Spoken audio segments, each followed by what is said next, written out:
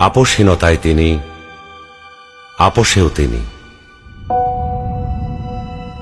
বাংলাদেশের রাজনীতিতে তিনি এক নিঃসঙ্গ শেরপা।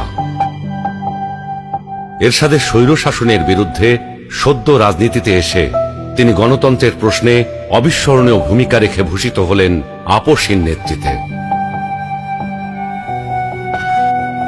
2007-এর 1/11-এর দুঃশাসনের কালেও আপোষহীন রইলেন।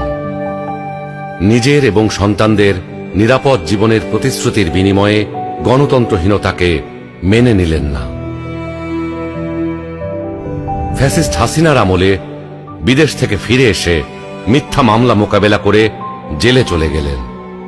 তবুও আধিপত্যবাদী রাজনীতির সাথে আপোষ করলেন না, হয়ে উঠলেন ফ্যাসিস্ট শাসন বিরোধী লড়াইয়ের অনন্ত প্রেরণা।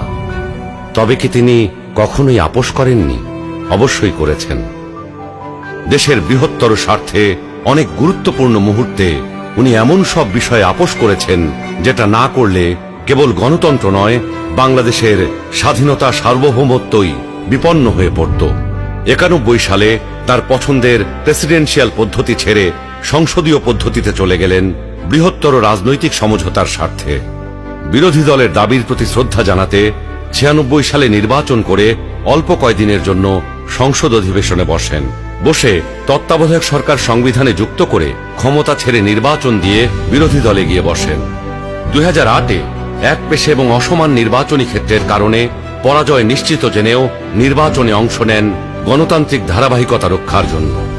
সকল মানুষের মতোই তিনিও নিশ্চয়ই সীমাবদ্ধতার ঊর্ধ্বে ছিলেন না, কিন্তু শিষ্টাচার, সৌজন্যবোধ, দৃঢ়তা, দূরদর্শিতা এবং প্রজ্ঞার সমন্বয়ে তিনি হয়ে উঠেছেন বাংলাদেশের রাজনৈতিক ইতিহাসের এক অনন্য চরিত্র। তিনি বেগম খালেদা জিয়া। আমরা সকলকে বন্ধু হিসাবে দেখতে চাই, কিন্তু কেউ যদি আমাদের বন্ধুর বেশে প্রভু হতে চায়, সেটা আমরা কখনো মেনে নেব না, মানতে দিব না। কারো প্রভুত্ব বাংলাদেশের জনগণ স্বীকার